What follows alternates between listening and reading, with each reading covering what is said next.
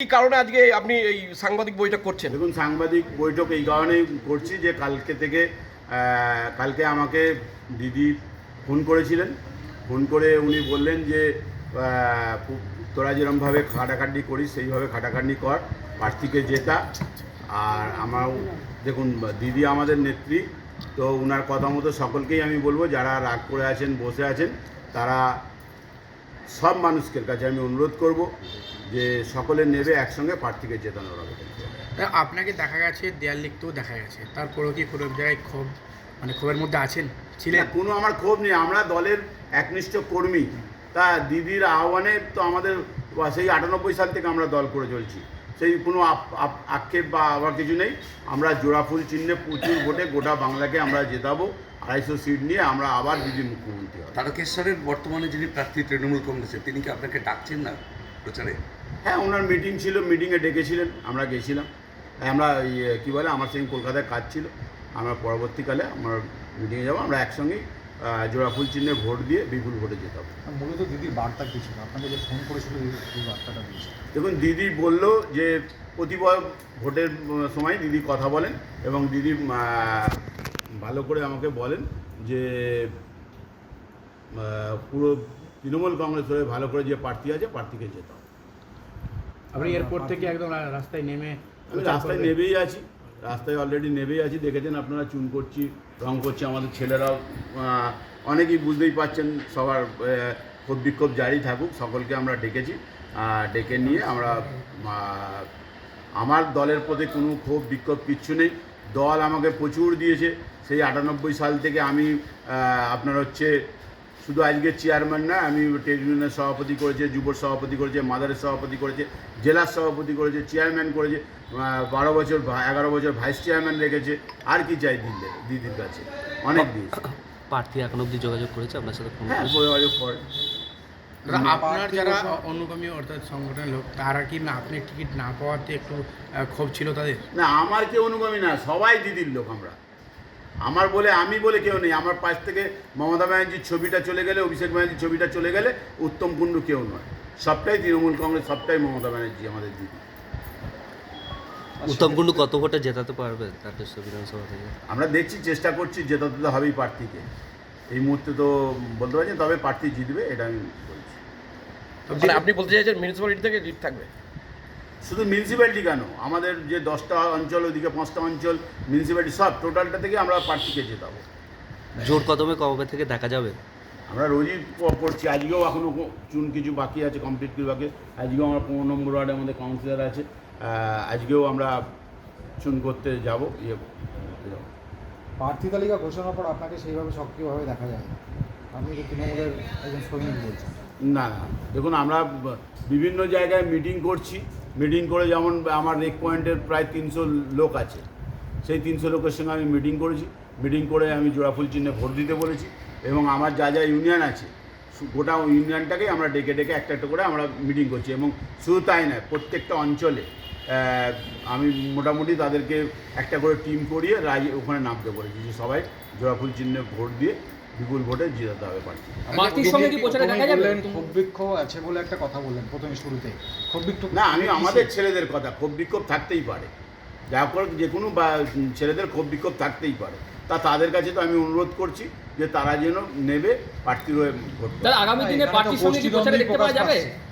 ক্ষোভ বিক্ষোভ প্রকাশ মানে এখানে তো আমাদের দলে গোষ্ঠী বলে কিছু নেই। আমাদের দল নির্বাচনগুলিতে আপনাকে প্রচারের মুখে একদম প্রধান মুখ হিসাবে আপনি কাজ করেছেন, কিন্তু এইবারে এখনো পর্যন্ত আপনাকে প্রচারে দেখা যায়নি। বলছি, আমি কংগ্রেস আমাদের জাতীয় কংগ্রেসের আমি সেবাদলের মুখ্য সংগঠক ছিলাম। তারপর থেকে 98 সালে যেদিন আমাদের দল গঠন হলো, সেদিন থেকে আমরা তৃণমূল কংগ্রেস করি, তারপরে যুব তৃণমূল কংগ্রেস করি, তারপরে মাদারে আসি, আজকে জেলারও আছি। সেদিন থেকে আমি প্রথমে আছি, আজও থাকবো, কালকেও থাকবো। যতদিন দিদির আছে তৃণমূল কংগ্রেসে, ততদিন তৃণমূল কংগ্রেসে আমি থাকবো। উত্তম কুণ্ডু মানে কিন্তু তারকেশ্বরের চেয়ারম্যান নন, তিনি আইএনটিটিউসির আরামবাগ সাংগঠনিক জেলার সভাপতি, কিন্তু তেমনভাবে আরামবাগ সাংগঠনিক জেলাতেও সেরকমভাবে প্রচারে দেখা যাচ্ছে উত্তম কুণ্ডু। না, আমরা যাবো, এই তো শুরু হয়েছে। আমাদের তারকেশ্বরটা আগে মেন, তারকেশ্বর সেরে নিয়ে প্রতিদিনই আমি বেরোবো। তারকেশ্বরে যে বিজেপি প্রার্থী, তিনি বলছেন বিপুল ভোটে জয়লাভ করবেন, কি বলবেন? অনেকেই অনেক কিছু বলে, তৃণমূল কংগ্রেসের ধারে কাছে কেউ থাকবে না।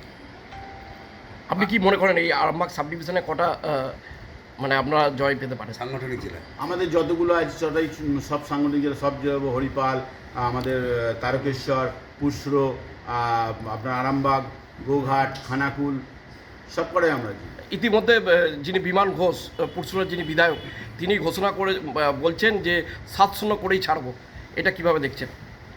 দেখুন ওনাদের আরামবাগ সাংগঠনিক জেলা ওনারা দল করেন, ওনারা তো বারবার চাইবে আমরা 7টা জিতবো, কিন্তু কি করেছে আগে বিজেপি সেটার জবাব চাই। কারণ আমার দিদি যেভাবে উন্নয়ন করেছে সারা পশ্চিমবাংলায় 11 সাল থেকে ক্ষমতায় এসে, দিদি কিন্তু প্রত্যেকটা বাংলার মানুষের পাহারাদার। তার বিমান ঘোষ একটা কথা বলছেন যে তাকে যখন প্রশ্ন করা হয় তৃণমূল প্রার্থী কিছু বলছে, সে বলছে যে আমার ক্লাসের লোক হলে তার প্রশ্ন করো। মানে উনি বলতে চাইছেন যে উনি তৃণমূল প্রার্থীর চেয়ে অনেক উঁচু মানের ক্লাসের লোক। কি বলবেন? বলছি উনি কি মনে করছে সেটা তো আমি ওনার মন থেকে বলতে পারবো না, উনি বলছেন। কিন্তু আমরা মানুষের সঙ্গে মিশতে বলেছে দিদি। মানুষ কেউ ছোট নয়, মানুষ কিন্তু কোথাও কেউ ছোট নয়, মানুষ সবার ওপরে, তারপরে সবাই। বিজেপি প্রার্থীকে কদিন আগে গাড়ি আটকে জয় বাংলা স্লোগান দেওয়া, এটা কি কোনো দলীয়ভাবে কোনো হচ্ছে কাজ ঠিক হয়েছে? আপনি কি মনে করেন? না না, আমরা আমাদের ছেলেরা জয় বাংলা আমরা বলবে না, ওরা তো গলায় গামছা দিয়ে মাথায় তিলক দিয়ে সবসময় বলে জয় শ্রীরাম। তা আমাদের জয় বাংলা আমরা বলবো না? এটা আবার কোনো কথা নেই। বলছি দাদা, পার্টি আটকে নয়, আমরা আমাদের যাচ্ছি, ওনারা যাচ্ছে। চেয়ারম্যান উত্তম কুণ্ডুর, তাহলে কি দিদির একটা ফোনেই মান অভিমান ভেঙে গেল? আমার কোনো মান অভিমান কিছু ছিল না। দেখেছেন আপনারা, আমি চুনও করেছি, রঙও করেছি, লিখছিও। আমার মান অভিমান, দিদি আমাকে ভালোবাসে প্রথম দিন থেকেই। তো দিদির ডাকে তো আমরা কথা শুনবোই এবং দিদির বলবো। ফোনের অপেক্ষাতেই কি ছিলেন উত্তম না কুণ্ডু? না, দিদি আমাকে ফোন করেন, যখন লাগবে কাজে নিশ্চয়ই লাগাবে, দল যেখানে কাজে লাগাবে সেখানে আমি লাগাবো। তাহলে কি আগামী দিনে পার্টির সঙ্গে দেখা যাবে উত্তম প্রচারে? অবশ্যই, কেন থাকবো না পার্টির সঙ্গে। তারকেশ্বরে কি ফলাফল হতে চলেছে? তারকেশ্বরে আমরা জিতবো। কত ভোটে? আনুমানিক দেখুন তারকেশ্বরে আমরা জিতবো, এটাই নিয়ে। তার মানে বিরোধীদের আশা আজকে তাহলে শেষ ভঙ্গ হলো, যে গোষ্ঠীদ্বন্দ্ব কাজ করছিল সেটা আজকে বলছি, উত্তম। কোনো গোষ্ঠীদ্বন্দ্ব আমাদের নেই, কিচ্ছু গোষ্ঠীদ্বন্দ্ব নেই, আমরা সবাই একসাথেই আমরা কাজ করি। তাহলে আপনাকে ফুল ফর্মে প্রচারে কবে থেকে দেখা যাচ্ছে?